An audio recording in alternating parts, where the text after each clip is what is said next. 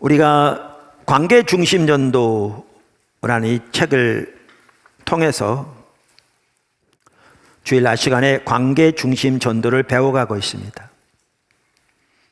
관계중심전도가 우리 주님 앞에 서는 그날까지 우리가 반드시 살아야 할 삶의 양식이 되기를 추구하고, 그게 사실 정확하게 성경적인 가치관입니다. 그 길을 이미 많은 분들이 살아왔지만 다시 한번 우리 자신을 돌아보면서 하나하나 배워가고 있습니다. 오늘은 지난 시간에 이어서 나머지 동심원들, 동심원 4에서부터 동심원 7에 이르는 사람들을 어떻게 조사하고 어떻게 그분들을 위해 기도부터 시작할 것인가 라는 부분들을 살펴보고자 합니다. 우리가 이 책을 통해서 배우기 원하기 때문에 가능하면 제가 이 책을 중심으로 살펴보고 있습니다. 오늘 이 설문조사에 대해서 말하면서 그 하나의 예부터 시작합니다. 그 예들을 살펴보는 것은 귀한 참 놀라운 간증들이라서 우리에게 은혜도 되지만, 이런 걸 통해서 우리가 어떤 자세로 섬길 것인지 그 지혜를 얻을 수 있고요. 또 어떻게 하나님께서 역사하시는지 그러한 것들도 배워갈 수 있습니다.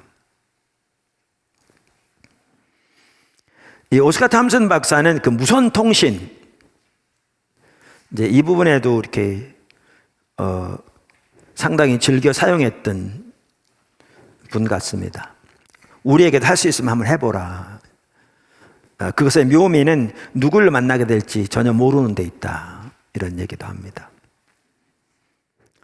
그러면서 그분은 무선 통신을 할 때에 자기 아이디죠, 아이들을 설교자나 하늘의 조종사 뭐 이런 통신명을 쓰지 않는다는 거죠. 그러면 상대방이 자기가 예수 믿는 사람인 줄 알고 혹은 목회자인 줄 알고 전혀 접근하지 않을 것이기 때문에.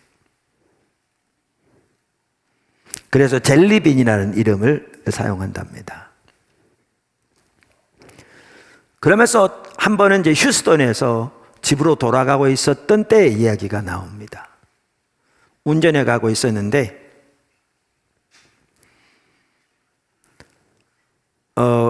그 옆에는 아내 캐롤라인과 딸 다마리스가 타고 있었죠.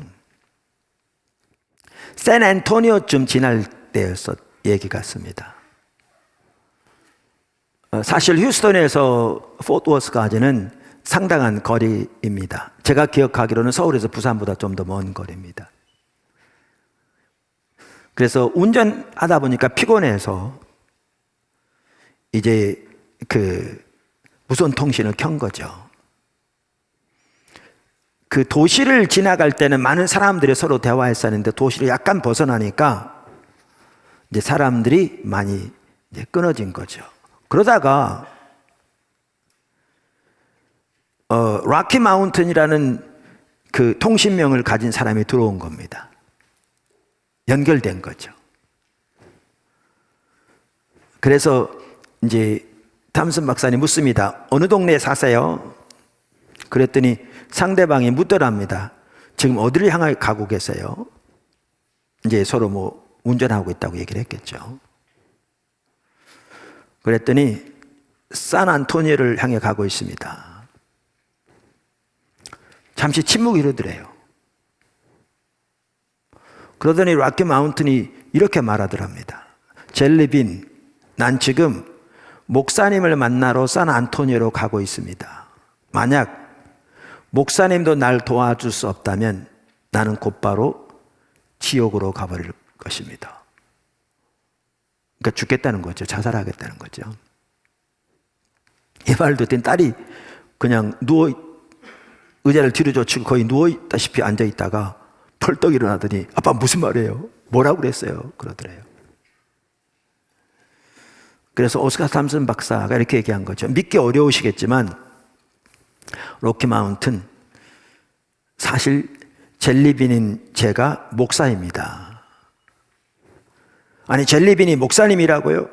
예, 그렇습니다. 괜찮으시다면 함께 이야기를 나눴으면 좋겠습니다. 그래서 결론적으로 그 다음 휴게소에서 둘이 만났고, 오스카 탐슨 박사가 그 차로 가서 20분 동안 얘기 나눈 가운데 예수님을 전했고, 그 사람은 그 자리에서 예수님을 영접하고 삶을 주님께 드리는 하나님의 자녀가 되었습니다.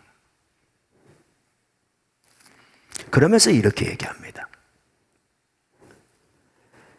그들을 어디서 만나게 될지 우리는 절대 알 수 없다. 결코 알 수 없다. 그저 성령님이 그들을 우리에게 이끌어 주시면 만나게 되는 것이다. 지금 이게 7단계인 사람 X에 대한 부분입니다. 7단계가 아니라 동심원 7에 해당하는. 이 세상이 그들의 아픔에 개의치 않는다는 것도 알고 있다.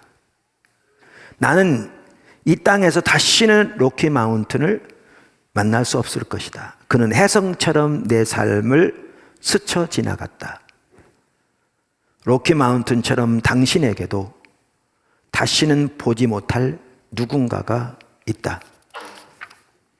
그리고 하나님은 그 사람들에 대해 당신에게 책임을 물으신다. 심각한 내용인 거죠.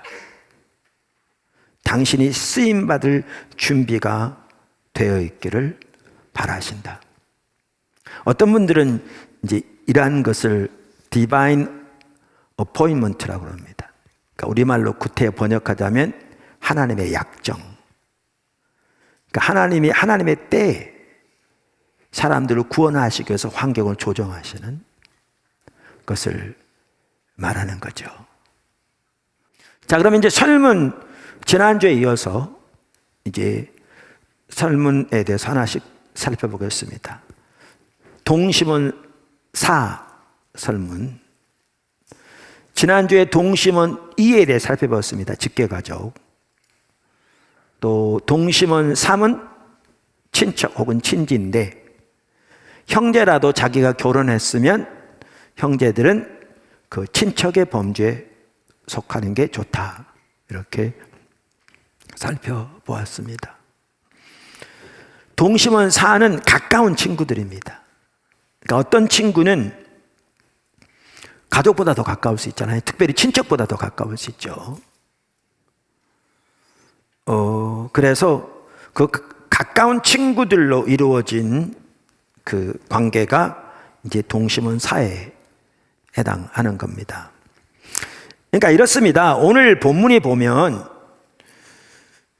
성령이 너에게 임하시면 너희가 권능을 받고 예루살렘과 온 유대와 사마리아와 땅끝까지 이르러 내 증인이 되리라. 이게 사실 누가복음에서부터 나오는 예수님의 대이임령의 연장선상이잖아요. 이렇게 사도행전 1장 8절에. 그런데 이 오스카 탐슨 박사는 여기에 예루살렘, 유대, 사마리아와 땅끝을 관계적인 차원에서 이해하거든요. 저는 정말 잘 이해하고 믿고요. 이게 정말 또한 성경적이라고 믿습니다. 그러니까 제가 한번 이번에 그 얘기를 한번 읽어보겠습니다. 이 책 170쪽에 있는데요. 당신에게는 당신과 가장 가까운 이들이 있는 예루살렘이 있다. 이게 이제 직계 가족이라고 할 수 있겠죠. 당신에게는 더 넓은 관계의 동심원을 아우르는 유대가 있다. 그보다도 더 넓은 관계의 동심원을 포함하는 사마리아가 있다. 그리고 땅끝이 있다. 언젠가 주님은 당신께 물을 것이다. 반복적으로 이런 내용이 나오죠. 이 관계 안에 있는 사람들에 대해 예수님은 책임을 물을 거라, 그 말입니다. 우리가 주님 앞에 섰을 때. 한편으로는 두려운 얘기이기도 하죠. 너는 예루살렘과 유대와 사마리아와 땅끝을 어떻게 했니?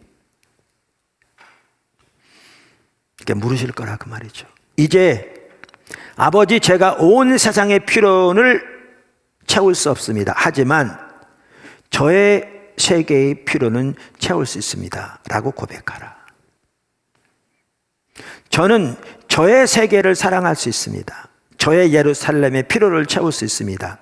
주님이 제 삶에 폭탄을 떨어뜨려 주셔야 할지도 모릅니다. 하지만 주님이 저를 사마리아로, 저의 땅끝으로 보내실 것을 믿습니다. 라고 고백하라.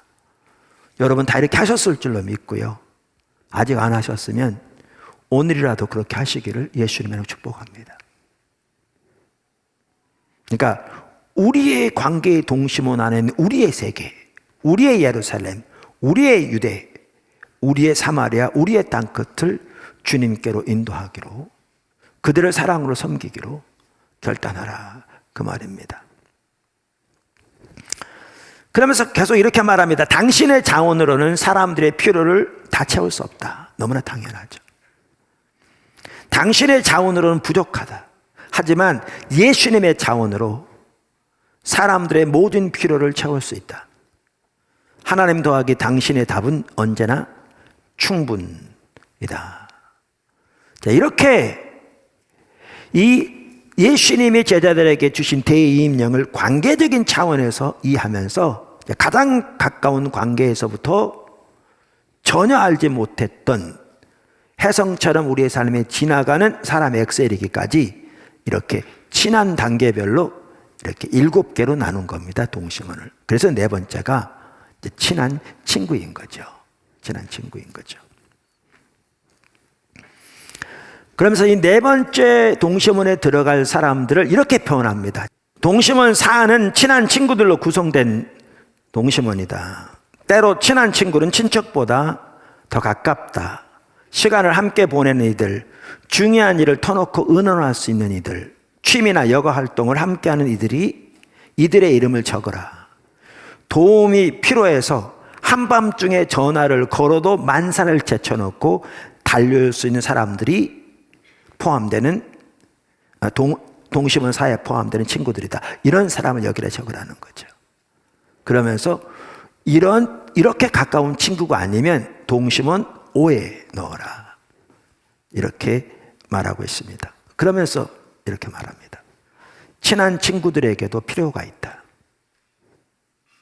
그들의 필요를 채워줘야 한다는 사실을 잊지 말라. 친구에게서 받기만 하려고 해서는 안 된다. 그들의 필요를 채워줌으로써 하나님의 사랑을 그들에게 흘려보낼 수 있는 기회를 얻게 될 것이다.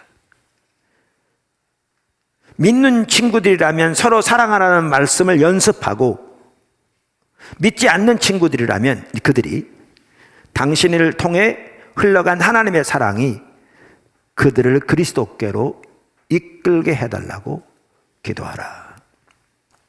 이게 동심원 4입니다. 아멘. 자, 동심원 5. 설문조사. 이웃과 직장 동료. 동심원 5에는 신하게 잘 알되 아까 말한 밤중에 전화해도 당장 달려올 수 있는 그런 친구들이 아닌 이제 친구들 내지 가까운 사람들을 말합니다. 동심원 5에는 이웃, 동료, 그리 가깝지 않은 친구들이 포함된다. 이들에 대한 정보를 설문 양식에 반드시 적어둬야 한다. 설문이 중요하다는 걸 계속 지금 설명하고 있잖아요. 지난주부터. 그래서 교회에서 이런 노트까지 만들어서 여러분이 도움이 되도록 이렇게 다 해놓았다. 여러 번 설명드렸고, 왜 이런 과정이 필요할까?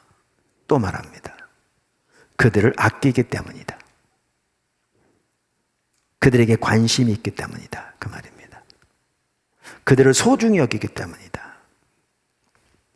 마음으로부터 소중히 여기는 사람이 있다면 그 사람에 대해 알고 싶어하고 또 알게 되지 않겠는가. 이제 그러면서 오스카 탐슨 박사가요, 자기 아내를 만났을 때 얘기를 나눕니다. 그 당시에 텍사스에 있는 작은 교회 목사였는데 베일러 대학 다닐 동안 4년 동안 결혼 배우자를 찾았는데도 못 찾았고 이제 목회를 하고 있었습니다.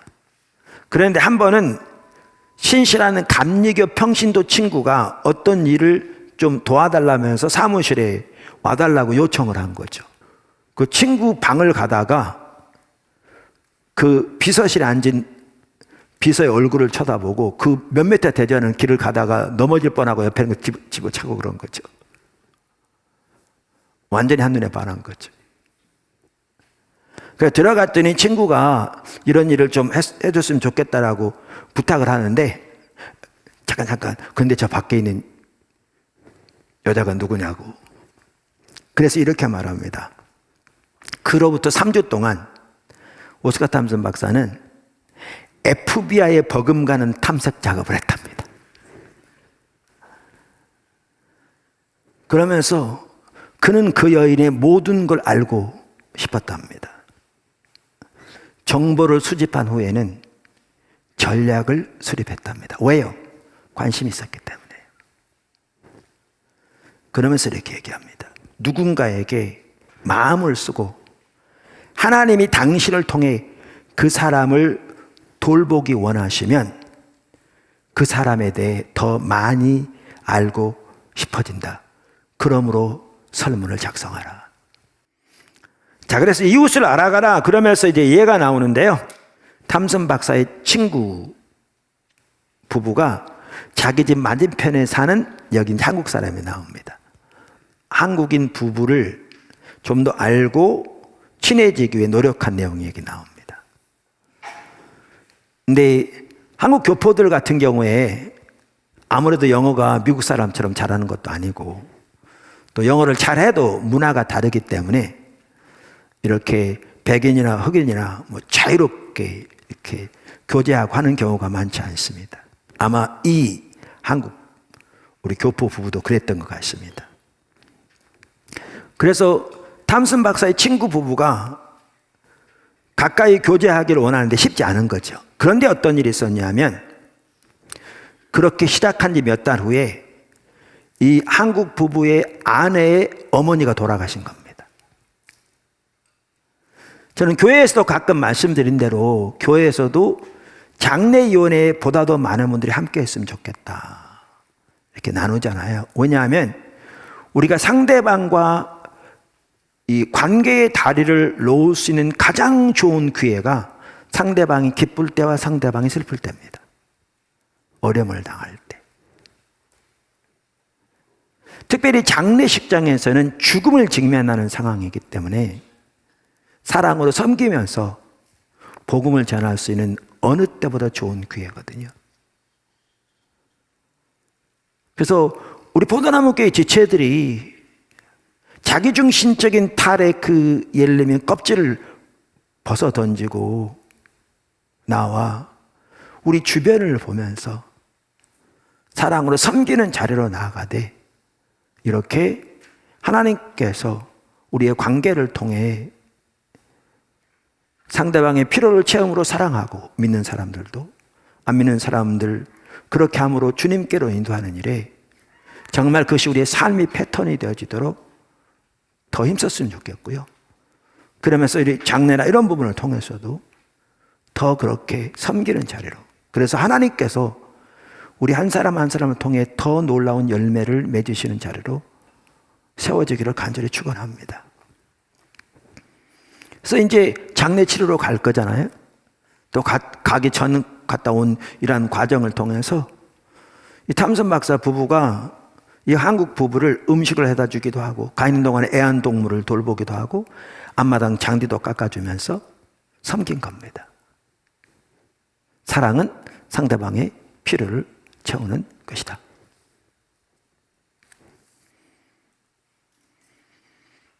그랬더니 장례식에 돌아온 후에 그 한국인 부부가 그 친구 부부에게 그러더랍니다. 저희에게 잘해주셔서 정말 감사합니다. 좀 더 친구처럼 잘 지냈으면 좋겠네요. 그러면서 탐슨 박사는 이렇게 얘기합니다. 자신들에게 사랑을 보여준 사람이 전하는 복음에 귀를 기울일 준비가 된 것이다. 사랑은 어디든 우리가 처한 자리에서 필요를 채워주는 것이다. 제가 아까 말씀드린 대로 이런 내용들은 또 우리가 정말 많이 배워야 합니다. 우리는 이런 부분에 특별히 약한 것 같습니다. 제가 우리라고 말하는 것은 제가 약한 건 아는데요. 여러분도 크게 차이는 없는 것 같습니다. 그 중에 잘하는 분도 있긴 하지만, 그래서 제가 우리라고 표현하고 있습니다. 제가 한번 읽어보겠습니다. 슈퍼마켓이나 음식 쪽에 간 적이 있는가? 계산대 직원이나 서빙을 하는, 그러니까 봉사를 하는 직원의 명찰을 본 기억이 있는가? 이제 미국 같은 데 이렇게 많이 하잖아요. 우리나라 좀 더 고급 가면 이렇게 명찰이 달려있죠. 그 명찰은 장식이 아니다. 그 명찰에는 당신의 지인의 이름이 새겨져 있다. 우리는 그들의 얼굴을 안다. 또한 그리스도인으로서 우리는 그들의 이름을 기억하기 위해 애써야 한다. 이처럼 동심원 6에는 우리가 이따금씩 부딪히는 사람들이 포함된다. 무슨 말인지 아시겠죠? 그러면서 이렇게 말합니다. 식당에서 서빙하는 사람들을 부를 때 여기요 하지 마라. 사람의 깊은 필요 중 하나는 인정이고, 사람을 인정하는 방법 중 하나가 바로 그 사람의 이름을 부르는 것이다. 아까도 말씀드린 대로 미국 서구 문화는 이름을 부르는 문화입니다. 이제 우리 문화는 호칭을 부르는 문화입니다. 그러니까 약간 다릅니다. 그러니까 이 경우에는 그걸 직접적으로 적용할 수는 없습니다. 그러나 여기서 말하고자 하는 바는 여러분 잘 아십니다. 그건 반드시 배워야 할 부분이고 반드시 적용해야 할 부분입니다. 우리가 기독교인으로서 관계의 중심적인 전도를 배우면서 반드시 배울 부분입니다. 누군가가 내 이름을 불러준다는 것은 특별한 의미가 있다. 상대방이 나를 인정한다는 의미이며 내 이름을 기억할 만큼 나에게 마음을 쓰고 있다는 의미이다. 이름을 기억하는 것이 그렇게 대단한 일이 아닐지도 모르지만 분명 상대방을 생각해주고 있다는 것을 보여준다. 결국 상대방의 이름을 부를 때마다 우리는 그 사람의 필요를 채워주는 셈이다. 그 사람을 인정해준다는 거죠. 그 사람에게 필요한 그 인정의 필요를 채워주는 것이라는 거죠. 그렇지 않은가? 하나님은 에덴 동산에서 아담과 하와를 찾으시면서 거기 두 사람이라고 하지 않으셨다. 아담아, 내가 어디 있느냐라고 하셨다. 이제 아까 제가 정말 잘못한다, 이제 그런 부분 여기도 나옵니다.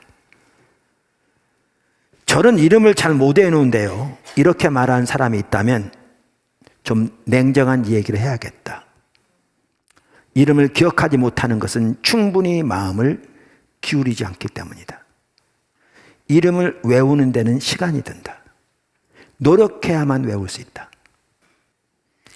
관계의 동심을 따라 움직이고 그것이 삶의 방식으로 자리 잡게 되면 이름이 얼마나 중요한지 깨닫게 될 것이다. 오가며 마주치는 사람들의 이름을 불러주면 그들은 절대로 당신을 잊지 못한다.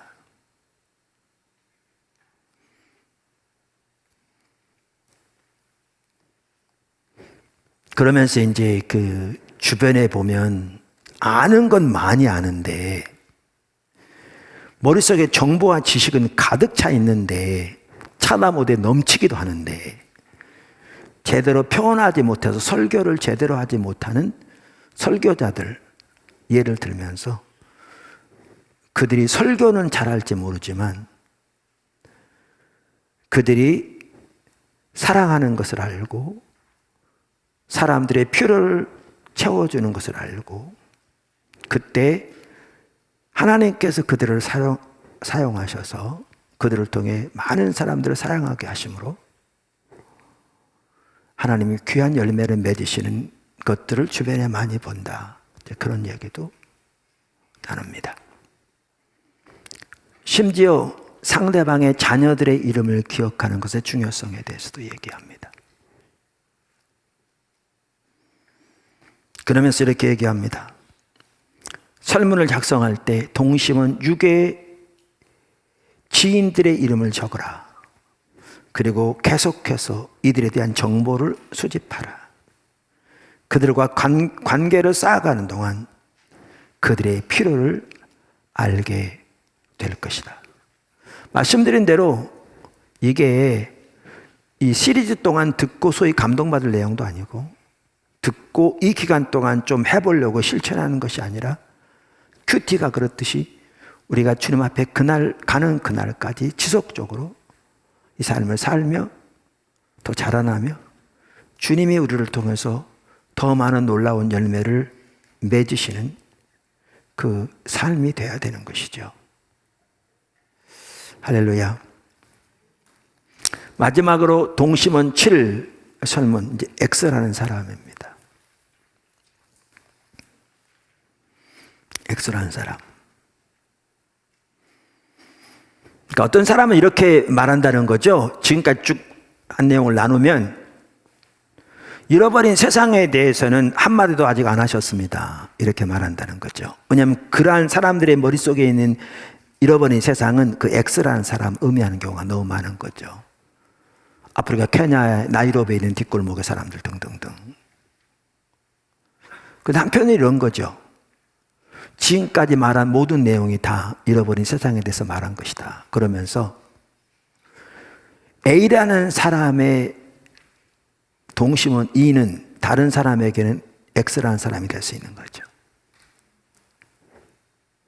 저의 동심원 3에 있는 사람들은 여러분에게는 X라는 사람이 될 수 있는 것이고, 여러분의 삶 속에 있는 동심원 4, 친한 친구들은 저에게는 X라는 사람이 될 수 있는 거죠. 그래서 이 모든 것을 합해보면 전 세계를 커버하게 되는 거죠. 전 세계를 커버하는 거죠. 자, 그러면서 이 저자는 이렇게 얘기합니다. 아까 오늘 본문 말씀을 다시 언급한 다음에 사도행전 1장 8절. 예수님이 당신과 나에게 무엇을 말씀하셨던 것일까? 사도들의 세계는 먼저 예루살렘, 그 다음은 유대, 그 다음은 사마리아, 그리고 마지막으로 땅끝이었다. 사도들은 자신들이 있는 곳에서 시작해 점점 더 넓게 뻗어갔다. 마찬가지로 예수님은 우리에게 우리의 예루살렘으로, 우리의 유대로, 우리의 사마리아로, 그리고 밖으로 뻗어가라고 말씀하신다. 즉 예수님의 말씀의 요점은 우리가 있는 곳에서부터 시작하라는 것이다. 내 세계는 당신의 세계와 다르고 당신의 세계는 내 세계와 다르다. 하지만 그러니까 우리의 세계를 모두 합하면 우리는 온 세상을 취할 수 있다.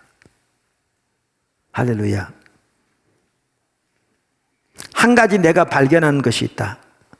하나님이 나를 그분의 성령으로 채우시면 그분은 나의 원한의 사람들을 드러놓으신다. 무슨 말이냐면 내가 하나님과 올바른 관계 가운데서 하나님의 영으로 충만한 삶을 살면서 주님께 순종하는 삶을 살고 있으면 하나님이 우리의 관계의 동심원 안으로 사람들을 보내신다는 겁니다. 예를 들면 X만 하더라도 아까 나온 예처럼 보내신다는 거죠. 우리의 삶 속에 하나님께서. 그러면서 이제 마지막 부분에 뭐에 대해서 말하냐면요, 당신의 온도계를 확인하라. 그러니까 영적인 온도를 확인하라. 그러는데 이게 우리 자신을 살펴봐야 할 중요한 내용 같더라고요. 당신의 영적 온도를 확인하라. 그러니까 학생들 중에 이런 사람도 있다는 거죠. 잃어버린 사람이 제게는 한 명도 안 보이는데요. 그러니까 자기의 동심원 안을 다 믿는 사람들 뿐이라는 거죠. 그러면 이제 그런 학생들에게 이렇게 답한다는 거죠. 영적 온도계가 고장나지는 않았는지 확인해 보셔야겠네요. 이렇게 말한다는 거죠. 그러면서 이렇게 말합니다. 하나님과 동행하면, 이게 중요하죠. 우리가 하나님과 동행하는 삶을 사는, 신앙의 본질의 삶을 사는, 하나님과 동행하면 하나님은 사람들을 당신의 관계의 동심원 안으로 들여 놓으신다. 하나님. 이전에 보지 못했던 사람들이 드러나고 눈에 보이기 시작한다. 관계의 동심원 안에 있는 모든 사람들을 사랑하게 되면 당신의 삶에 거룩한 자성, 자석처럼 끌어당기는 힘, 자성이 나타나는 것을 깨닫게 될 것이다. 하나님은 당신을 통해 사람들을 하나님께로 이끄실 것이다.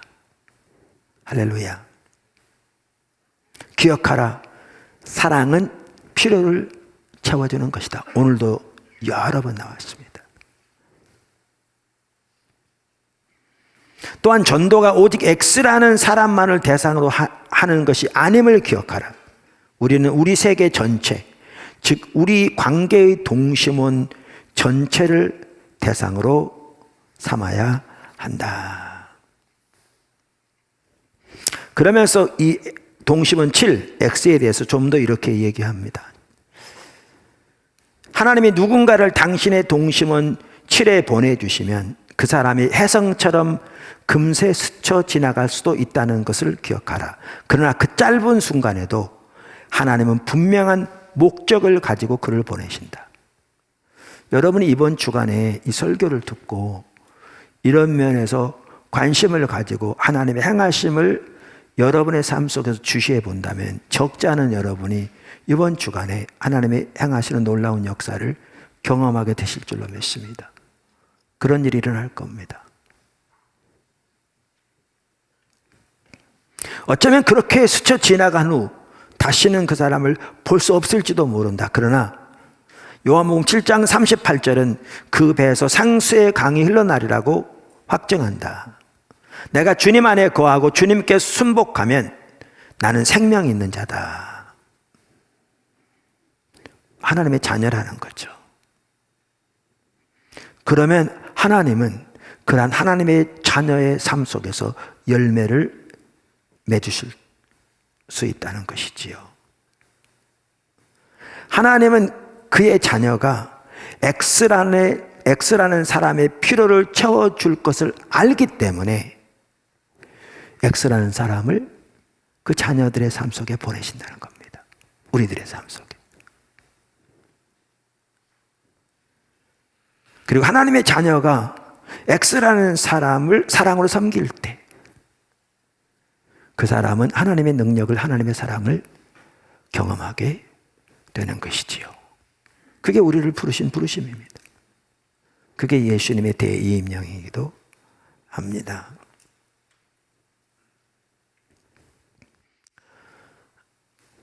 그러면서 이렇게 이제 책이 끝나는데요. X에게는 당신이 필요하다. X에게는 당신이 필요하다. 이 말 하기 전에 마가복음 보면 예수님께서 회당장 야이로의 딸을 고치러 가는 과정에서 수많은 사람들이 밀고 밀치는데 예수님이 갑자기 가시다가 돌아서 누가 나를 만졌느냐 그러시잖아요. 그러니까 제자들이 아니 이렇게 사람들이 밀고 밀치는데 누가 예수를 만졌다니요. 그러니까 아니다. 나를 만진 자가 있다. 예수님은 자기 몸에서 능력이 나가는 걸 깨달으신 거죠.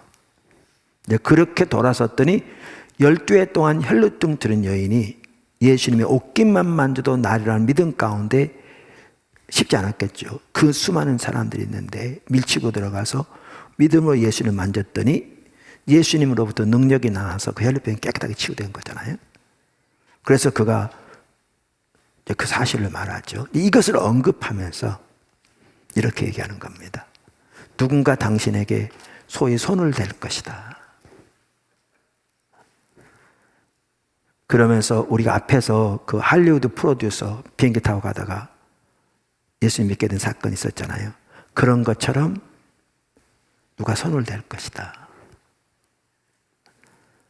비행기에서 만나게 될 수도 있고 기차나 버스 속에서 만났을 수도 있고. 하지만 그 X라는 사람이 당신에게 손을 댈 때 그가 하나님의 능력을 경험하게 될 것인가 라는 거죠. 또한 당신은 그 사람의 필요를 채우기 위해 당신의 시간을 투자할 것인가? 그러면서 이렇게 이제 책이 끝나는데요.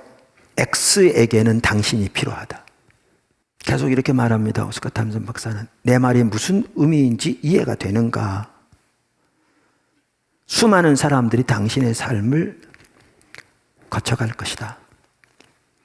그것이 언제가 될지는 아무도 모른다. 그러나 준비하고 있으라.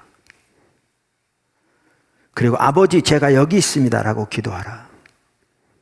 하나님은 누구에게 사랑이 필요한지 알고 계시며 언젠가 그 사람을 당신의 동심원 칠로 이끄실 것이다. 때로 하나님은 당신이 쉽지 않은 상황에 처해 있을 때 누군가를 당신에게로 보내셔서 당신이 그분의 은혜에 어떻게 반응하는지 시험하기도 하신다. 항상 좋을 때만 보내시는 게 아니라는 거죠.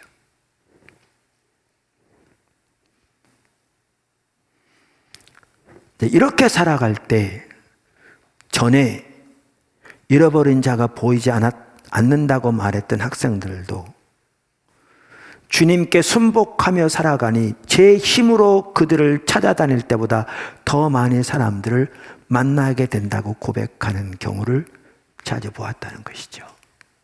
왜? 하나님이 보내시니까요. 순종하고자 하는 자에게 그리고 그것을 깨닫게 하시니까요. X의 필요를 인식하고 그 필요를 채워줄 때 이처럼 하나님은 우리의 삶에서 열매를 맺으신다. 당신의 영적 온도계는 몇 도를 가리키고 있는가? 당신은 지금 주님과 친밀하게 동행하고 있는가? 주님의 생명과 사랑이 당신의 삶을 통해 흘러가고 있는가?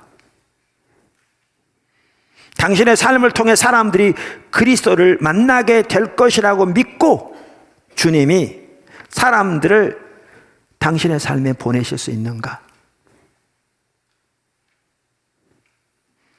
잠깐 왔다가 혜성처럼 사라진다 하더라도 우리는 X라는 사람을 잊지 말고 우리의 관계의 동심원에 포함시켜야 한다. 어쩌면 이 땅에서는 그를 다시 볼 수 없을지도 모른다. 우리에게 그 순간만 손을 대는 사람일 수도 있다. 과연 그는 능력을 경험하게 될 것인가? 우리를 통해서. 그 말이죠. 한 가지 깨달은 것이 있다. 관계가 바로 서 있는 사람은 그 삶을 통해 성령의 능력이 역사한다는 것이다. 성령님은 그리스도 안에 언제나 내주하신다. 그리스도인 안에 언제나 내주하신다. 하지만 우리가 성령님이 자유롭게 역사하실 수 있게 할 때 비로소 그분은 우리의 삶 속에서 그리고 우리의 삶을 통해 끊임없이 움직이시며 필요를 채우신다. 이를 성령 충만이라고 부르든 성령의 기름 부음이라고 부르든 명칭은 중요치 않다. 다만 우리가 X라는 사람을 신실하게 사랑하고 그의 필요를 채우실 것임을 성령님이 아시고 환경을 조성하셔서 우리 삶에 그를 보내신 것임을 기억하라. 마지막 한 가지 여기에 이런 내용이 있습니다. 앞에서 지난 시간에 나왔습니다만은 다음 장으로 넘어가기 전에 스스로 물어보라. 혹시 깨어진 관계 때문에 의식적으로 뺀 사람은 없는가? 만약 그렇다면 그 사람을 포함시키라. 그 관계를 주님께 내어드리고 어떻게 해야 할지, 어떻게 섬겨야 할지, 어떻게 사랑으로 상대방을 필요를 채워야 할지, 어떻게 그 관계를 회복해야 할지 주님께 물으라 그 뜻입니다. 오늘 관계 중심 전도 설문에 있어서 관계 동심원 4부터 7까지 어떤 사람들이 그 관계 동심원에 포함되고 여기에 중요한 자세와 태도와 가치는 어떻고 어떻게 조사하고 위에서 기도하고 어떻게 사랑으로 또한 섬김으로 나갈 것인지 이렇게 살펴보았습니다. 물론 이제 사랑의 섬김 부분들은 앞으로 좀 더 구체적으로 살펴보게 될 텐데요. 말씀드린 대로 관계 중심 전도가 우리가 주님 앞에 서는 그날까지 지속적으로 살고 자라나고 날이 갈수록 더욱 하나님께서 여러분 한 사람 한 사람을 통해 우리 한 사람 한 사람을 통해 하나님의 놀라운 열매를 맺으시는, 그래서 우리의 관계 동심원 안에 있는 수많은 사람들을 주님께로 인도하는 데도 우리가 귀하게 쓰임받는 복된 삶이 되시기를 주님의 이름으로 축원합니다.